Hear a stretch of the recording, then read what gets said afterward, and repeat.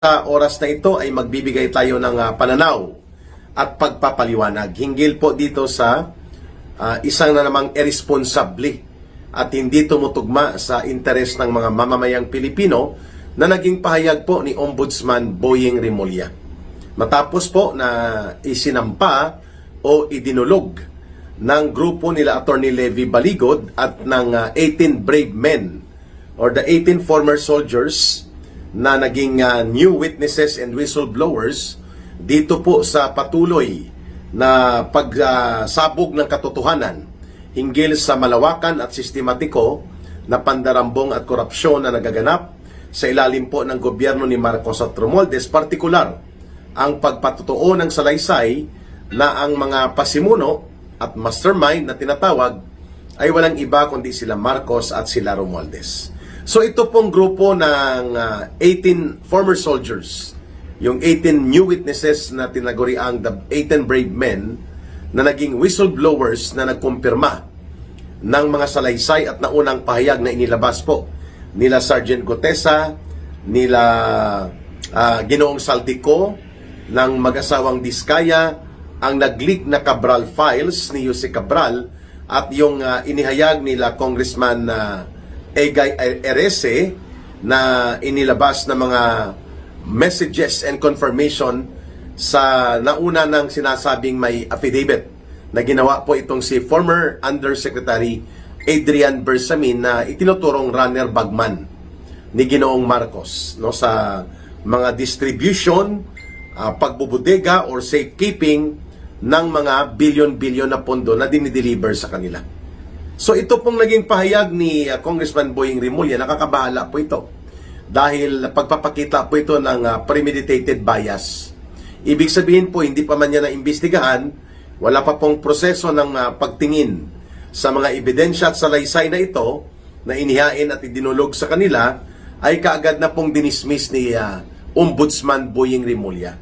Nang sinabi po niya na hindi ka panipaniwala na ang 18 testigo na ito ay magkakasama na ginawa ang kanilang partisipasyon doon sa sinasabi nilang direktang kaalaman hinggil po sa sindikato na operations ng pag-distribute nitong mga bilyon-bilyon na salapi, limpak-limpak na malimaleta at tunito-niladang mga pera na pinartidahan po nila Saldico, Romualdez, nila Marcos at iba pang mga nasasangkot sa benepisyaryo ng sindikato sa pangungulimbat at pandurobo sa pundo ng bayan. So, ang statement na ito ni Congressman Boying Rimulya ay nagpapakita po ng manifest prejudice and premeditated bias. Ang ibig sabihin po, mayroon na siyang paghusga, mayroon na siyang paghatol, wala pa mang investigasyon, and that is very irresponsible. As ombudsman, bagamat alam natin po na inilagay siya dyan ni Marcos Jr.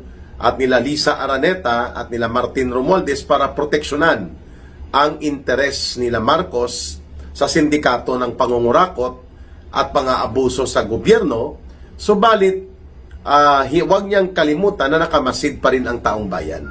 Kaya nga tama lamang na yung binanggit ng mga naunang nag-upune o nagkaroon ng pagtutol dito po sa naging proseso ng pag-apply ni Boying Rimulya na maging ombudsman dahil wala itong moral authority. Wala din po itong probity. Pag sinabi pong probity, yung kanyang background ay isa pong operator ng mga maruruming laro sa politika. Yan po, at sila mismo ay involved sa ganyang laro ng maruming laro sa politika sa Cavite at kahit pa sa mga previous records nila sa politika. So yan pong ibig sabihin na hindi dapat na-appoint ito si Boying Rimulya bilang ombudsman, pero that's water under the bridge. Pinalusot man, hindi man na-nullify sa Korte Suprema, sa Judicial and Bar Council ang kanyang appointment bilang ombudsman. Kaya ngayon, mayroon siyang fixed term. I think he will be there as ombudsman unless ma-impeach po siya, mag-resign siya, o kaya ay matanggal siya by way of incapacity or death. Kapareho kay Marcos, sila po ay mananatili dyan sa fixed term. And 7 years yatang term ng ombudsman, so 2033 pa, mananatili si Boying Rimulya bilang ombudsman na lumalabas ngayon ay hindi lamang protector at lapdog ni Marcos, kundi attack dog na rin mismo, no, ni Marcos para i-shoot down kaagad ang anumang mga attempts na may gustong magsiwalat at magbunyag ng katotohanan kinalaman nila at nalalaman nila hinggil po sa sistematiko at malawakang operasyon ng sindikato sa pandarambong nila Marcos at Romualdez. Instead na magpakita man lamang ng kukunti na lang, no, kahit small amount of objectivity o pagiging patas, ay wala pong kahihiyan na kaagad na nagpahayag itong si Boying Rimulya na kagaya ng kapatid niya na si John Vic Rimulya dyan sa DILG, mahilig magpa-press con. Uhaw na uhaw sa kamera, uhaw na uhaw sa media attention, no? Itong magkapatid na ito. Kahit man lang sana kukurampot na amount ng kahihiyan, ay wala Talaga namang hindi pa siya nagsisimula na tingnan o sisain o imbestigahan ang nilalaman ng mga affidavit na ito at ng salaysay ng 18 former soldiers na ito na naging whistleblowers, kaagad na niyang sinabi na hindi ka panipaniwala. Ang kanilang mga salaysay na silang 18 ay magkakasama doon sa mga ginawa nila sa lahat ng pagkakataon. Kasi yon daw ang ibig sabihin ng 18 members of the so-called witnesses, iisa lang ang affidavit na ginawa para sa kanila. At ang sabi ni Boying Rimulya, wala namang sapat na ebidensya. Kopyang-kopya po ni Boying Rimulya ang sinasabi nitong tagapagtahol ng Malacanang, si Aling Claire Marites Castro, ang palingkera queen ni Marcos, na script lang lahat yan at walang laman ng sustansya o ng esensya ng katotohanan sa ebidensya. Wow, hindi pa nga kayo nag-imbestiga Mabuti pa ito ang si Senator Amy Marcos at itong si Vice President Sara Duterte, na nanawagan sila na imbestigahan muna ito at wag basta-basta ibaliwala, sapagkat ang mga aligasyon at pinupuntuhan po nitong 18 testigo na mga former soldiers ay napaka-solid ng kanilang aligasyon that indeed they were part of the delivery boys and warehouse operatives, no? Sila yung nagkakamada, naglalagay sa maleta, sila din po ang nag-mobilize, no?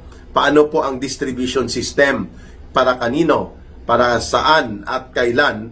Sila po ang gumagawa noon according to direct participation po nila sa di umano ay sindikato ng pangungulimbat at malawakan at sistematikong korupsyon na ipinatupad nila Marcos, nila Romualdez at nila Ginoong Saldico.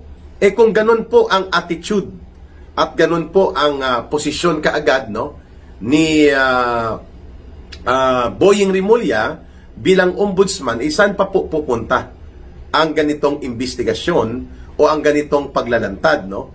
At mayroon din pong challenge na inilabas, no, itong si NBI Director na Melvin Matibag, na pwede naman daw dalhin sa kanila sa NBI ang mga naturang affidavit o ang naturang salaysay at pahayag at mga gustong isiwalat nito ng mga 18 new witnesses, no?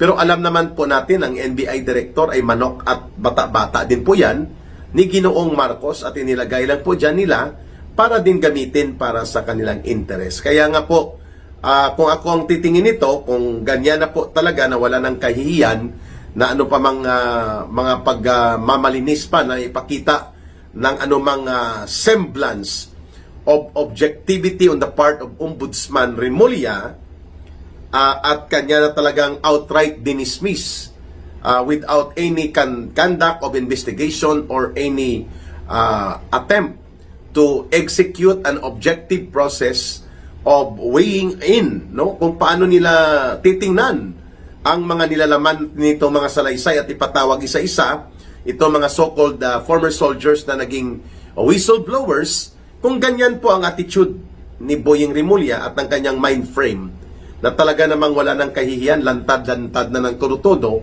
na tagapagtabon-tabon at tagapag-atake ni Marcos at nila Romualdez, may punto po ang Iglesia ni Cristo sa kanilang naunang pahayag nitong nakarang araw na nagbabantay at nagmamasid sila. Ngayon po, automatic na, hinusgahan na, hinatulan, at pinabasura na ni Boying Rimulya ang pagdulog ng mga 18 new witnesses and 18 whistleblowers na ito. And ang NBI, wala na rin pong integridad yan sapagkat ginagamit din ito nila Marcos para sa tinatawag na weaponization of institutions and weaponization of law para po mag-persecute, no, mag-atake, manggipit, mag-intimidate, mangbuli at patiklupin at patahimikin ang mga kritiko ng administrasyon ni Marcos at Romualdez. So ang inaantay natin po ang magiging reaksyon ng mga senador. No? Kasi sa House of Representatives, basurahan niya ni Romualdez at ni Marcos eh. Ang karamihan dyan, mga basura ng alipores nila sa sindikato nila. Iilan lang po matitino dyan. So by the numbers game, wala kang makukuhang suporta dyan sa House of Representatives. No? Nandyan ang mga hilaw na komunista ng grupong Akbayan nila Hontivirus. Nandyan ang Yellow Pink Zombies nila Dilima. Nandyan pa ang mga komunistang terorista na mga kamatayan party list. And of course, kasabwat sila lahat ni Marcos at Romualdez para gawin po nilang pugad ng kanilang pagtatabon-tabon at pagtatakip sa sindikato ni Marcos at Romualdez, ang House of Representatives. So ang Senado po, bagamat mayroong umiiral dyan na silent majority, talagang tahimik, tamimi at tikom ang bibig nito nila pagdating po sa usapin ng malawakan at sistematiko organisadong korupsyon na isinagawa nila Marcos, mga kababayan. Ang Senado ngayon, parang ang may boses na lang yata na matapang na nagsasalita kung ang pag-uusapan po ay patuloy na paghahanap ng katotohanan at pagbibigay po ng plataforma at oportunidad na mapakinggan po itong gustong magsalaysay ay sila Senator Amy Marcos, sila Senator Marcoleta, sila Senator Robin Padilla at Senator Alan Peter Cayetano. Paano po yung iba? Huwag niyong sabihin po na hindi nakamasid ang taong bayan sa inyo. Kaya mayroon yatang ipapasa na resolusyon o nais ihain na resolusyon si Senator Amy Marcos. At ito po ay sinusuportahan din na panawagan mismo ni Vice President Sara Duterte na dapat magkaroon ng seryosong pag-iimbestiga o pagdinig at pagbibigay po ng channel of opportunity to reveal more of this information, ang ganitong uri ng mga impormasyon at salaysay sa Senado.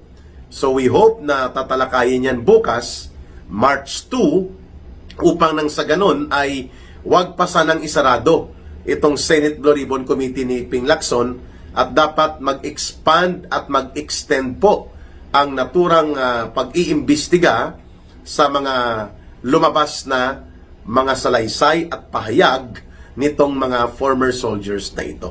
Pero si Ping Lacson din po, kagaya ni Boying Rimulya, nagkaroon na rin po ng premeditated bias and preconceived prejudice. No? Wala pa man din po siya nakikita na mga batayan sa pag-iimbestiga, sinabi niya na yan ay bahagi lamang ng ingay para sa destabilisasyon. Talaga naman pong akto na ng ugawain na po ng isang special agent para pagtakpan at ilihis po ang katotohanan papunta sa pananagutang kriminal nila Marcos at Romualdez. Siya po ang ginagawa ni Lacson at nila Tito Soto.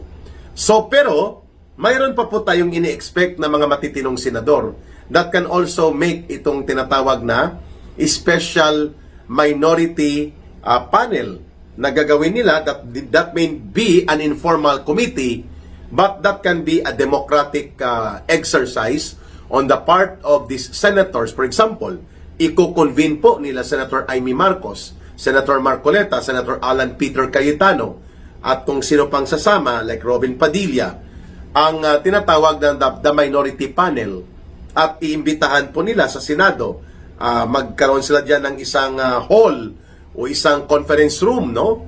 At ipatawag nila ito at i-open sa media.